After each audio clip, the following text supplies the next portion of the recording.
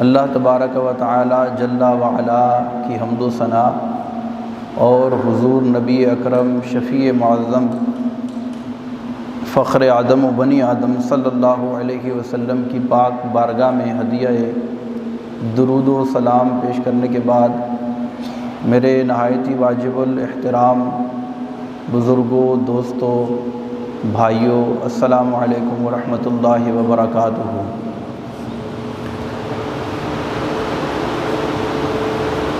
اللہ تبارک و تعالیٰ کا لاکھ لاکھ شکر ہے کہ اس نے صحت و عافیت کے ساتھ ہمیں اس پاک اور مبارک مہینے کے روزے رکھنے کی توفیق عطا فرمائی۔ زندگی میں ایک مرتبہ پھر یہ مبارک گھڑیاں اللہ تبارک و تعالیٰ نے ہمیں نصیب فرمائی، جس میں نیکی کا ریٹ بڑھ جاتا ہے، ویلیو بڑھ جاتی ہے۔ نبی پاک صلی اللہ علیہ وسلم نے ارشاد فرمایا کہ رمضان میں جو نفل ادا کرتا ہے اللہ فرض کا ثواب عطا فرماتا ہے، اور جو فرض ادا کرتا ہے اللہ تبارک و تعالی 70 گنا زیادہ اس کا ثواب عطا فرماتا ہے۔ عمل کم اور ثواب زیادہ۔ اس مہینے کے اندر لوگوں کا ذہن ہوتا ہے کہ ہم اپنے مال کی زکوٰۃ ادا کریں، صدقہ و خیرات کریں، راہ خدا میں مال خرچ کریں۔ راہ خدا میں اپنا مال خرچ کرنا یہ اللہ تبارک و تعالیٰ کا محبوب عمل ہے، بلکہ اس کی مثال اللہ تبارک و تعالیٰ نے قرآن پاک کے اندر ارشاد فرمائی کہ مثل الذین، مثال اس کی جو ينفقون اموالہم فی سبیل اللہ، جو اپنا مال خرچ کرتا ہے اللہ کی راہ میں، کمثل حبۃ، ایک دانے کی طرح ہے۔ اللہ کی راہ میں مال خرچ کرنے والے کی مثال کس طرح ہے؟ ایک دانے کی طرح ہے۔ انبتت، اس دانے نے اگائیں، 7 سنابل، 7 بالیاں، فی کل سنبلۃ 100 حبہ، ہر بالی میں 100 دانہ لگا۔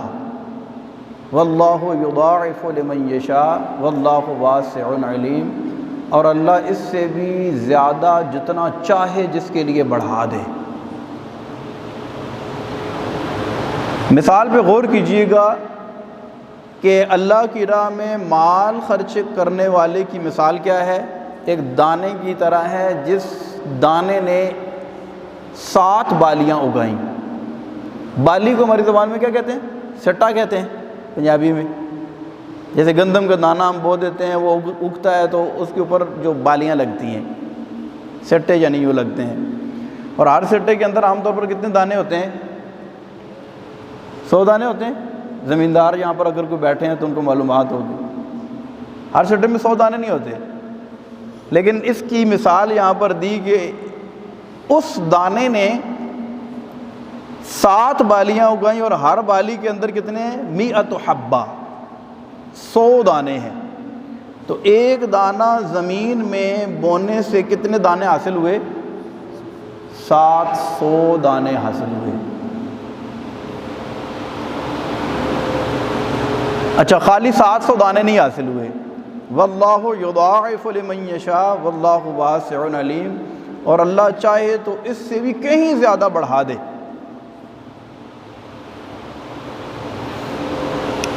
علماء فرماتے ہیں کہ جب اللہ کی راہ میں کوئی بندہ مال خرچ کرتا ہے تو اس کا ثواب اس کے اخلاص کے اعتبار سے بڑھ جاتا ہے۔ جتنا اخلاص زیادہ ہوگا اتنا ثواب۔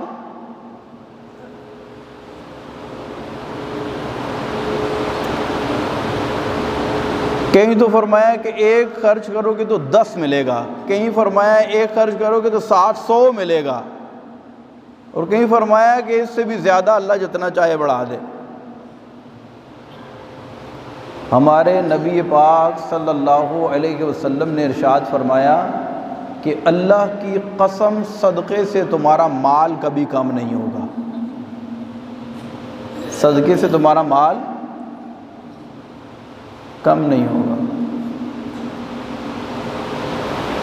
اور یہ آیت مبارکہ جو ہے نا، جس میں یہ مثال دی گئی کہ اللہ کی راہ میں خرچ کرنے والے کی مثال ایسے ہے جیسے ایک دانہ اور اس دانے نے 7 بالیاں اور اس ہر بالی میں 100 دانہ ہو۔ اس میں صدقہ واجبہ بھی شامل ہے اور صدقہ نافلہ بھی شامل ہے۔ صدقہ واجبہ کون سا ہے؟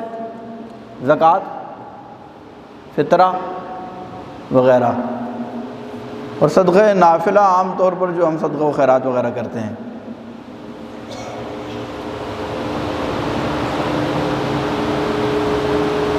زکوٰۃ کے متعلق بھی انشاءاللہ کچھ عرض کروں گا، لیکن کچھ فضائل صدقات کے انشاءاللہ عرض کرتا ہوں۔ قرآن پاک میں ایک اور مقام پر اللہ تبارک و تعالیٰ نے سورہ آل عمران کی آیت ہے، 4 پارہ پہلی آیت، فرمایا لَن تَنَالُوا الْبِرَّ حَتَّى تُنْفِقُوا مِمَّا تُحِبُّونَ۔ ارشاد فرمایا ہرگز بھلائی کو نہیں پہنچ سکتے جب تک تم اپنی پسند کی چیز اللہ کی راہ میں خیرات نہ کرو۔ اپنی پسند کی چیز، یعنی جو چیز ہمیں محبوب ہے، جو ہمیں اچھی لگتی ہے، ہمارے دل کو جو دل سے جدا کرنا، جس کا ہمارے لیے شاق گزرتا ہے، ہمیں تکلیف دیتا ہے کہ یار یہ چیز مجھ سے جدا نہیں ہونی چاہیے، تو وہ چیز جب ہم اللہ کی راہ میں خیرات کر دیں گے، اللہ کی راہ میں خرچ کر دیں گے، تو اللہ تبارک و تعالی ہمیں بھلائی یعنی تقوی اور پرہیزگاری عطا فرمائے گا۔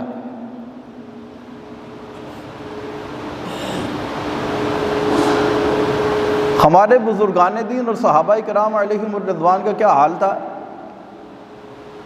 حضرت عبداللہ ابن عمر رضی اللہ تعالیٰ عنہ فرماتے ہیں جب یہ آیت مبارکہ نازل ہوئی تو میں نے اپنے پورے مال میں غور کیا کہ کون سی ایسی چیز ہے جس کو میں اللہ کی راہ میں خرچ کر سکتا ہوں اور وہ مجھے سب سے زیادہ پیاری ہے۔ تو کہتے ہیں کہ مجھے ایک باندھی جو سب سے زیادہ اچھی لگتی تھی، میں نے اللہ کی رضا کے لیے اس باندھی کو آزاد کر دیا۔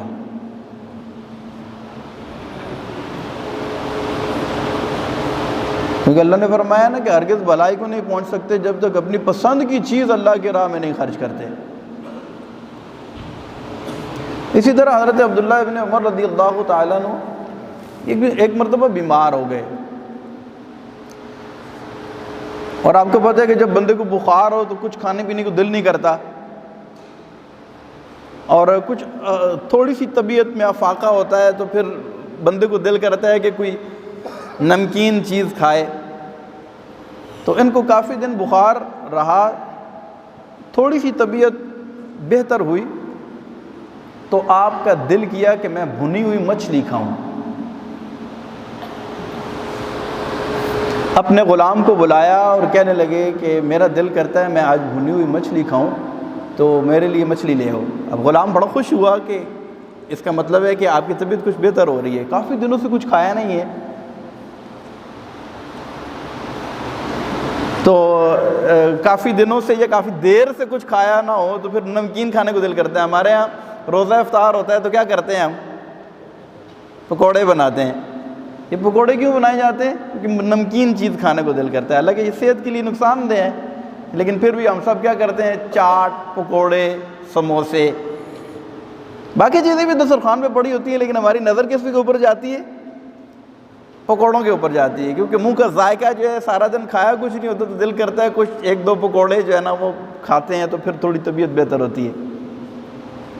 تو خیر یہ بیمار تھے، کافی دنوں سے کچھ کھایا نہیں تھا، بھنی ہوئی مچھلی کھانے کو دل کیا۔ غلام کو کہا، غلام فوراً بھنی ہوئی مچھلی لے کر آ گیا۔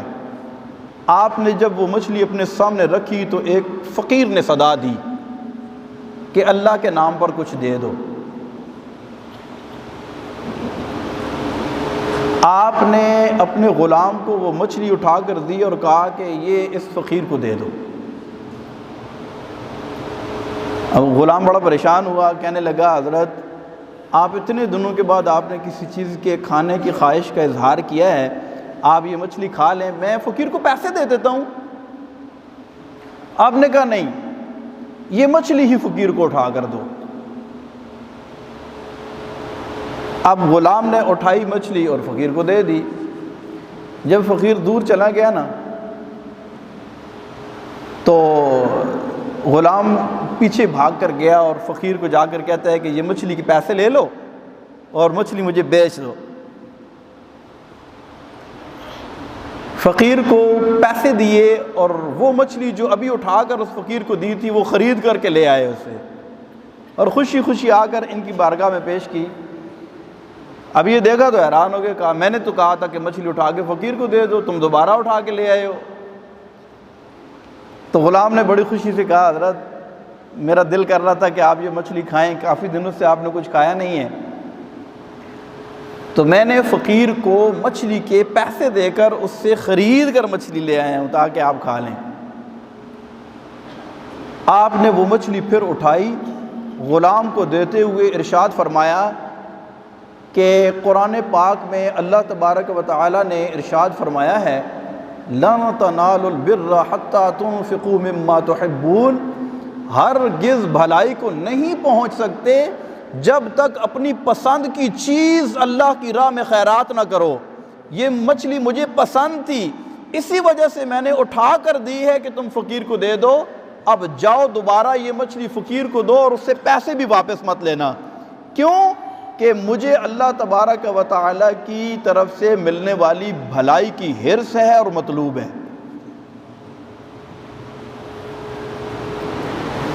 یعنی آپ اندازہ کریں کہ دل کو جو چیز اچھی لگی، دل کو جو چیز اچھی لگی اس کی طرف طبیعت کا میلان، اور اس کو دل سے جدا کرنا یہ مشکل لگا تو وہی چیز اٹھا کے اللہ کی راہ میں خیرات کی۔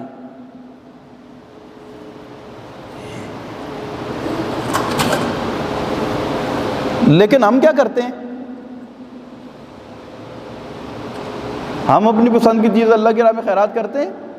قاری صاحب اس گھڑی کو دیکھ لینا یار، وہ گھڑی سامنے دیکھیں، ٹائم سیٹ کر دیں یا وہ دیکھیں، اوپر کسی خادم کو کہہ دیں۔ تو ہم کیا کرتے ہیں؟ ہم اپنی پسند کی چیز اللہ کی راہ میں خیرات کرتے ہیں۔ ہم اللہ کی راہ میں وہ چیز دیتے ہیں جو ہمارے کسی کام کی نہ ہو۔ کپڑے نئے سلوائیں گے، خود پہنیں گے، جب پرانے ہو جائیں گے، چھوٹے ہو جائیں گے تو پھر کیا کریں گے؟ یہ کسی کو دے دو یار۔ ہمارے گھر والے کہتے ہیں کسی کو دے دو۔ جو سالن بنائیں گے تازہ ہوگا خود کھائیں گے، جب فریج میں رکھ دیں گے 2-3 ٹائم گزر جائیں گے، ہم کہتے ہیں یار یہ پڑا ہوا ہے تو یہ کسی کو۔ اب یہ نوبت بھی اب بدقسمتی کے ساتھ کام آتی ہے، ہم تو خراب ہو جاتا ہے کسی کو دیتے نہیں اٹھا کے۔ یعنی ہم جو چیز ردی ہو جاتی ہے، جو چیز ہمارے کام کی نہیں رہتی، جس چیز کا ہمیں کوئی فائدہ نہیں ہوتا، ہم کہتے ہیں یہ کسی کو۔ یہ کیا مطلب ہے کسی کو دے دو؟ اس کا مطلب یہ ہے کہ یہ اللہ کی راہ میں دے دو۔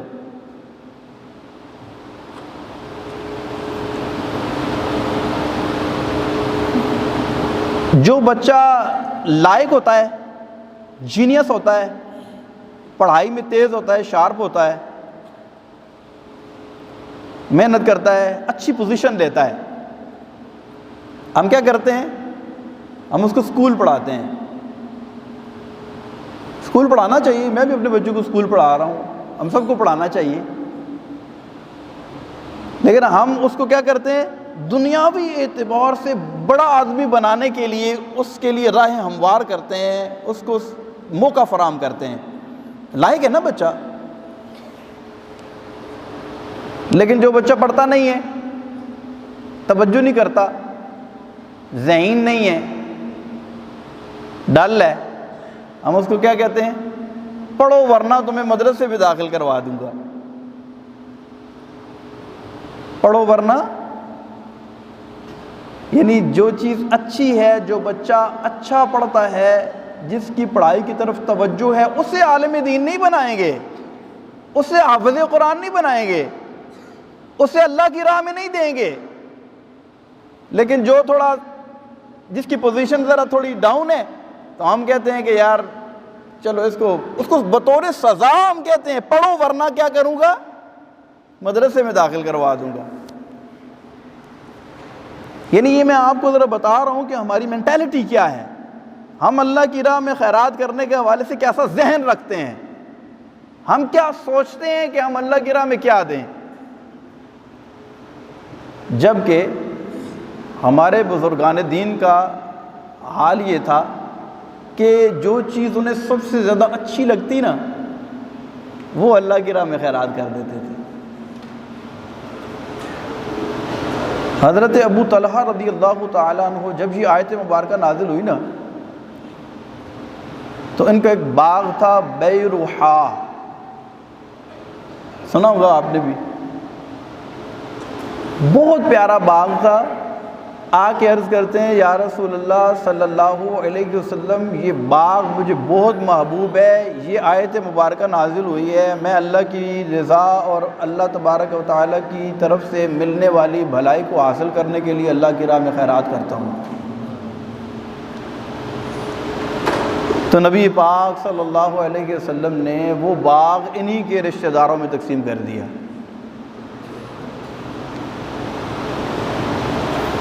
حضرت عمر بن عبد العزیز رحمۃ اللہ تعالی علیہ شکر کی بوریاں خرید کر اللہ کی راہ میں بانٹتے تھے، شکر کی بوریاں۔ کسی نے کہا کہ آپ اتنا تردد کرتے ہیں، شکر خریدتے ہیں، خرید کر پھر آپ لوگوں میں بانٹتے ہیں تو یہ پیسے لوگوں کو دے دیا کریں، پیسے بانٹ دیے کریں لوگوں میں۔ کہنے لگے کہ شکر مجھے محبوب ہے، شکر مجھے اچھی لگتی ہے، میں کھاؤں، اس وجہ سے میں یہ شکر کی بوریاں خریدتا ہوں اور خرید کر اللہ کی راہ میں خیرات کرتا ہوں۔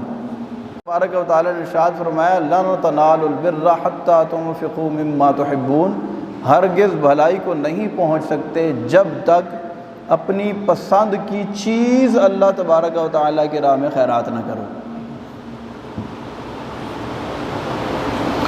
تو یہ رمضان المبارک کا بابرکت مہینہ ہے، اس میں ہم صدقہ و خیرات کرتے ہیں اور اپنے مال کی زکوٰۃ نکالتے ہیں۔ اس میں کنفیوژن یہ بھی پائی جاتی ہے کہ لوگ یہ سمجھتے ہیں کہ مال کی زکوٰۃ جو ہے وہ رمضان میں فرض ہوتی ہے، اس وجہ سے ہم رمضان میں زکوٰۃ دیتے ہیں، حالانکہ ایسا نہیں ہے۔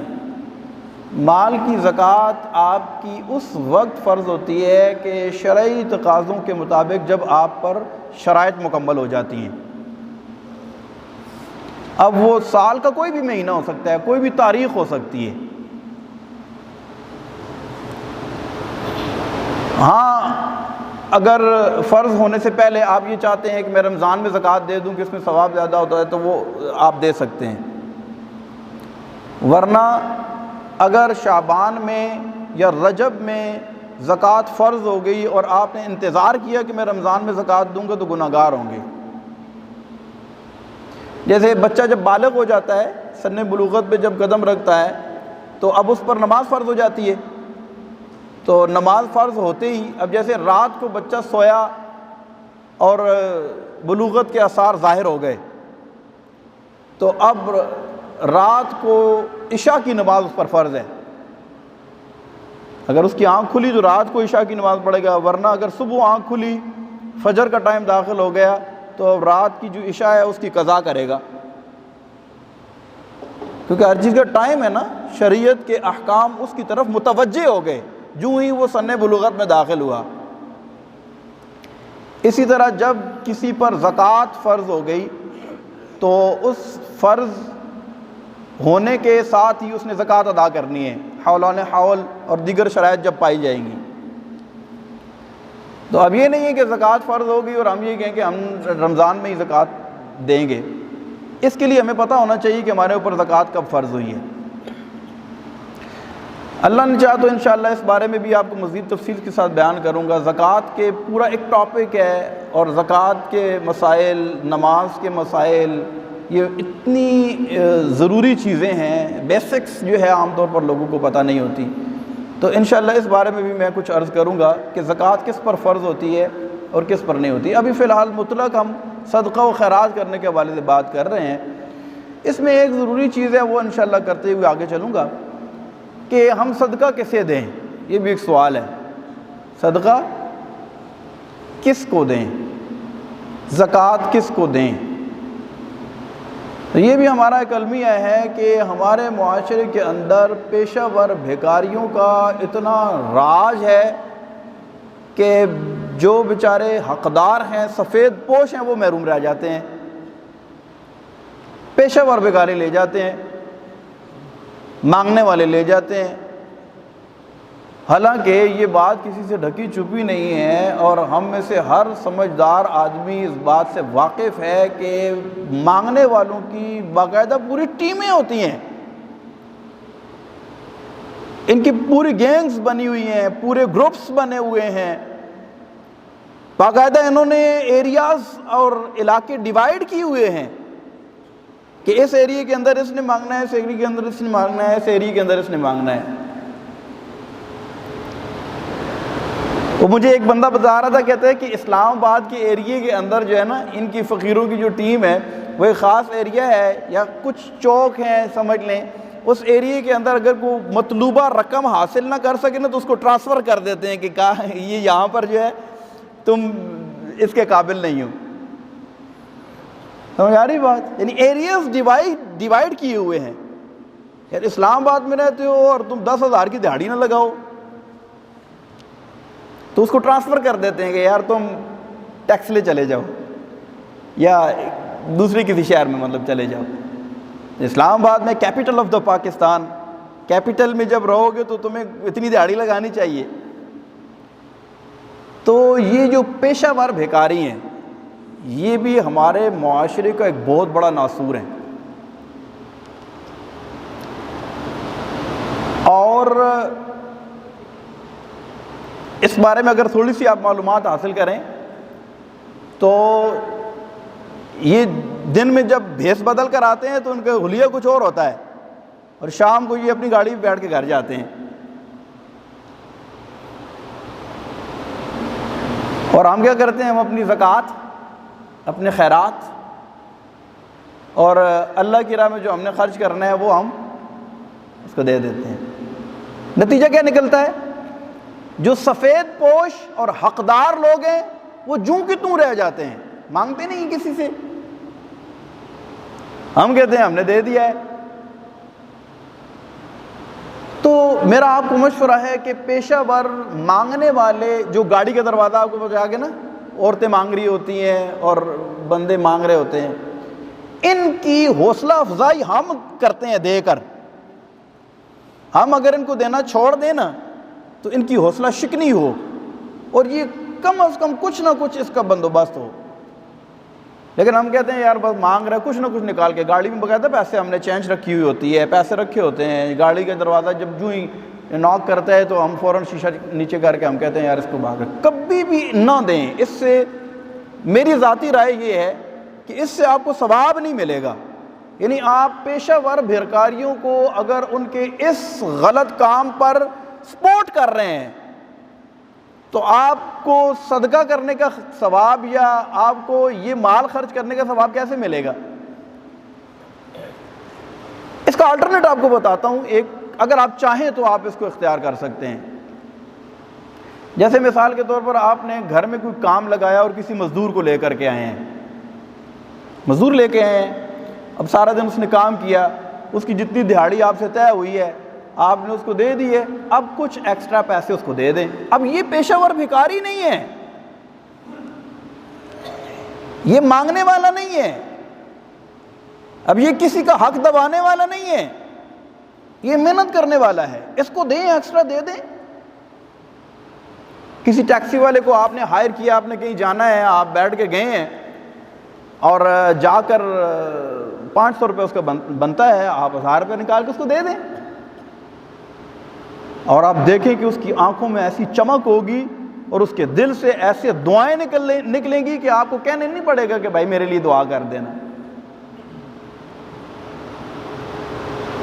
اسی طرح جو لوگ آپ کے پاس ملازم ہیں، آپ کے ڈرائیور ہیں، آپ کا کک ہے، آپ کے سرونٹ جو بھی آپ کے پاس کام کرتے ہیں، آپ کے آفس میں آپ کے ماتحت ہیں، آپ چپ کر کے ان کی خدمت کرتے ہیں۔ جو پیشہ ور نہیں ہیں اور آپ سمجھتے ہیں کہ یہ ضرورت مند ہے، ایسے لوگوں کو سپورٹ کریں، مانگنے والوں کو پیسے دینا بند کر دیں۔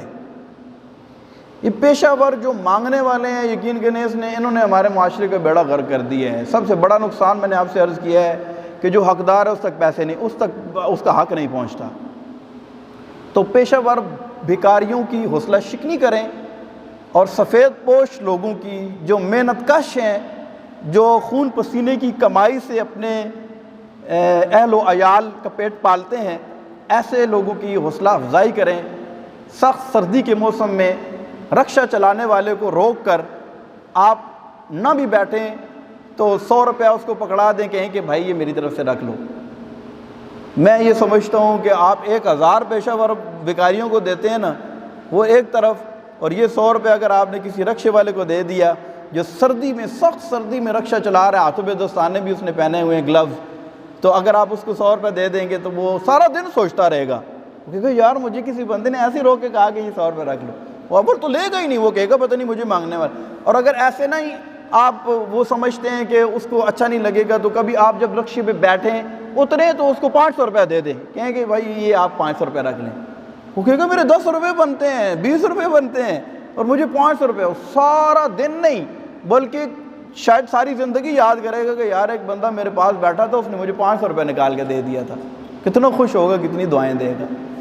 اللہ تبارک و تعالی ہمیں ان باتوں کو سمجھنے اور ان پر عمل کرنے کی توفیق عطا فرمائے، اپنی پسند کی چیز اللہ کی راہ میں خیرات کرنے کی توفیق عطا فرمائے۔ آمین بجاہ النبی الامین۔